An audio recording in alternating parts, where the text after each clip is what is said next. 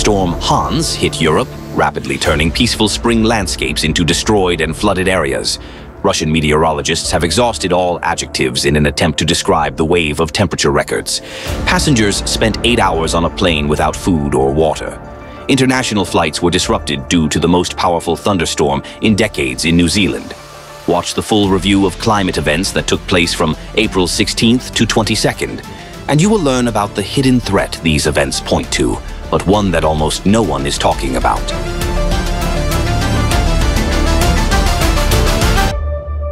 USA.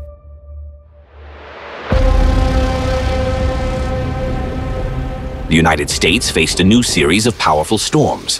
The first wave hit the Great Plains on April 17th. In eastern Nebraska, strong winds exceeding 80 miles per hour lifted dust and debris into the air. The cities of Schuyler and York were engulfed by a thick brown cloud, significantly reducing visibility and making road travel extremely dangerous. At least 15 tornadoes struck the areas of Iowa and Nebraska. One of the tornadoes that passed north of Omaha, Nebraska, reached wind speeds of up to 140 miles per hour and was classified as an EF3. The storm also brought large hail. In Fremont, Nebraska, hailstones up to 7 centimeters in size shattered windows and building facades, as well as caused significant damage to vehicles. In Iowa, record-sized hail fell, with some hailstones exceeding 10 centimeters in diameter. April hailstorms are not uncommon for the Great Plains, but this time the weather anomaly exceeded usual scales. Hailstones of such size had not been seen in the region for many years. Combined with hurricane-force winds, it caused significant damage. On April 19th, the storm continued its path southward, leaving behind destruction and human casualties. In Oklahoma, an EF1 tornado not only destroyed homes in the town of Spalding, but also claimed 1 life and injured 2 others. In Ada, a tornado struck for the 2nd time that month. In Moore, flooding swept away a car, resulting in the deaths of a woman and her 12-year-old son. In Leonard, the storm also claimed the lives of a mother and her 7-year-old daughter. In Arkansas, the severe weather led to house destructions, power outages, and fallen trees. Russia.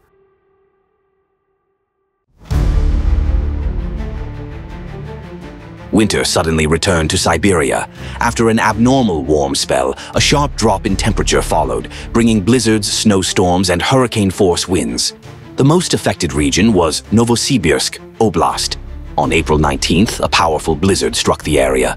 As a result, the roads were covered in ice, and visibility dropped to near zero. In Novosibirsk, the strong winds uprooted trees, tore off roofs, and damaged building facades. The fall of one of the trees led to the death of a woman. In Kemerovo Oblast, the weekend brought a sharp cold snap, with temperatures dropping to -10 degrees Celsius, and the roads resembled winter conditions. In Tomsk Oblast, in some areas, the snow cover reached up to 30 centimeters. This created serious problems for drivers who had already switched from winter tires to summer ones. Wind gusts in Altai Krai reached 30 meters per second. In Barnaul, a heavy rain that started on the evening of April 20th caused flooding on the streets the following day and resulted in massive 10-point traffic jams. In just 1 day, Barnaul received the amount of precipitation typically expected for an entire month. During the storm, a girl was injured in the city. A strong gust of wind tore cement fragments from a roof, which fell directly on her. The child was diagnosed with severe head injuries. On April 21st, a heavy snowfall accompanied by powerful winds disrupted the electricity supply across the Republic of Tuva. Nearly 200 transformer substations were damaged, with the most significant outages occurring in the city of Kyzyl. The Republic of Dagestan was hit by powerful rainstorms and snowfalls, causing severe destruction. Eroded roads, landslides from the mountains, fallen trees, and high snowdrifts. This was the aftermath of the storm. A state of emergency was declared in 7 districts. As a result of the severe weather, over 160,000 residents across the Republic were left without electricity.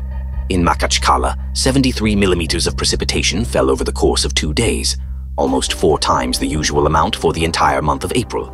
Such a natural disaster in the region was last recorded more than a century ago, in 1911. In several areas of the city, water supply was disrupted due to heavy rainfall, which led to contamination from sewage runoff. In the mountainous areas, up to 1 meter of snow fell, causing dozens of settlements to become cut off from the outside world. In the Dokusparansky district, 2 shepherds and about 100 heads of livestock were evacuated after being stranded for 2 days due to the severe weather. What you see on the screen is not archival data from last summer, but real data from the middle of this spring. In April, temperatures in parts of the European part of Russia were 15 to 20 degrees higher than usual. According to the head of the Russian Hydrometeorological Center, such anomalies in April have been recorded for the first time. In Moscow, records for the highest daily temperatures were broken for 5 consecutive days. The hot weather, similar to that of July, persisted in the city, with thermometers reaching up to 26 degrees Celsius during the day, something that hadn't occurred in the last 100 years. In Kazan, on April 21st, the nighttime temperature was so high that it exceeded even summer nighttime values. Nature also did not remain indifferent to the abnormal heat. May beetles appeared in April, and plants began to develop early, which is a true anomaly for this time of year.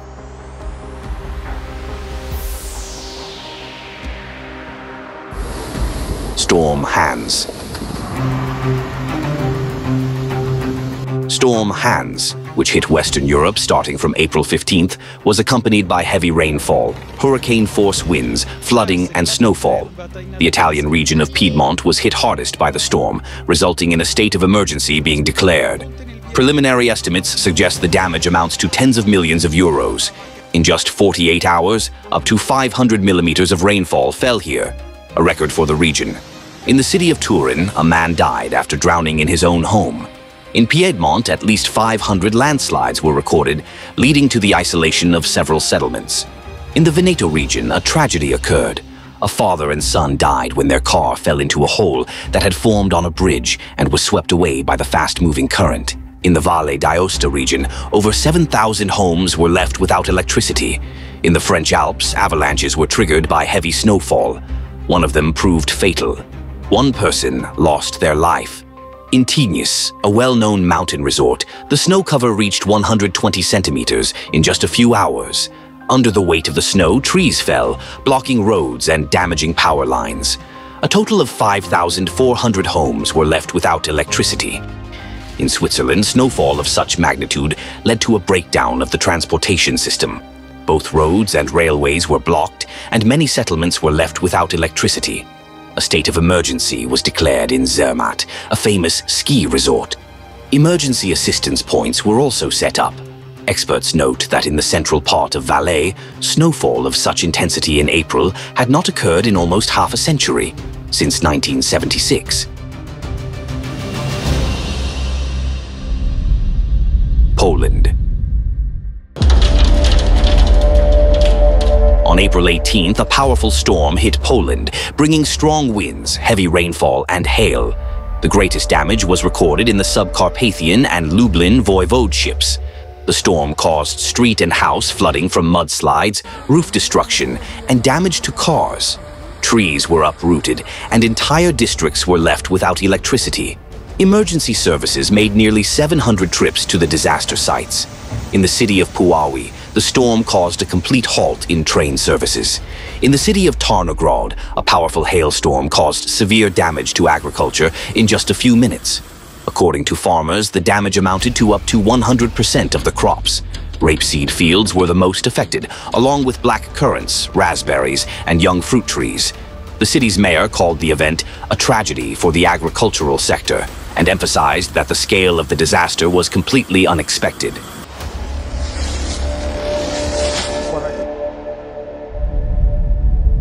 Pakistan.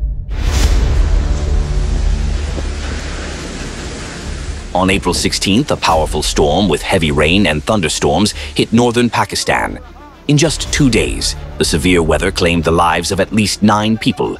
In Islamabad, the capital of Pakistan, strong winds scattered trash across the streets, burying homes and markets. The rainfall was so intense that the drainage system couldn't cope, and the city was at risk of sudden flooding. Significant damage was caused by hailstones the size of golf balls. Numerous cars were damaged and solar panels were destroyed. Among the affected structures was the roof of the largest mosque in South Asia, the Faisal Mosque. The city's power grid was also affected. The collapse of pylons and the severing of wires led to power outages in several areas. Due to the flooding, traffic on the Peshawar-Torkham Highway, a key section of the International Asian Road Network, was paralyzed. In Charsada district, heavy rains and large hailstones destroyed wheat and tobacco fields, as well as damaged vegetable and fruit crops.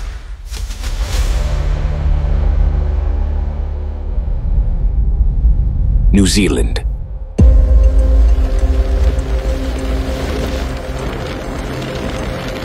On the night of April 17th, Cyclone Tam hit the North Island of New Zealand, bringing destructive rainfall and hurricane-force winds. Auckland, the largest city in the region, was hit the hardest. The storm struck suddenly, without warning. The emergency alert was issued only an hour after the cyclone had begun, by which time the streets were already flooded and thousands of homes were without electricity. Meteorologists explained the delay in the warning by the difficulty in forecasting. Each individual thunderstorm cell did not pose a threat, but their continuous succession created a conveyor belt effect, leading to the destructive impact of the storm. The thunderstorm accompanying the storm was one of the most intense in recent decades. During the night, around 750 lightning strikes were recorded in Auckland. Many witnesses admitted that they had never seen anything like it in their lives. The severe weather significantly impacted air travel. Some international flights were forced to be rerouted to nearby Hamilton, where there is no passport control facility. As a result, passengers had to spend about 8 hours in the planes without the possibility of disembarking, nearly without food and water, until the situation was resolved. The storm also caused severe damage in the Northland region. Fallen trees and damaged power lines left residents without electricity and mobile communication. Fire and emergency are responding to concerns. Everything we've shown is just a small part of the problem. The real threat lies deep within the Earth's crust. There is currently a serious danger associated with the rising magma plume beneath Siberia. Without controlled degassing, this process could lead to a rupture of the Earth's crust, and in such a case, not only in Russia but across a significant portion of the planet, life could become impossible. This is no longer a matter for just one country. It is a global threat to all of humanity. Anyone capable of critical thinking after reading the report on the threat of a magma plume breakthrough in Siberia and ways to solve this problem understands how serious the threat is. Yet, this information remains largely in the shadows of public attention. If world leaders, heads of state, religious, and public figures do not gain access to this information and fail to grasp the full extent of the approaching danger, humanity could lose precious time and the opportunity to take critical measures. The shift toward change must come from the people themselves, from those who are not willing to stay on the sidelines. It is the public demand that can make the authorities pay attention to the problem.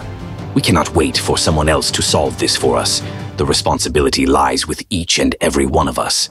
Only through collective effort can we change the situation.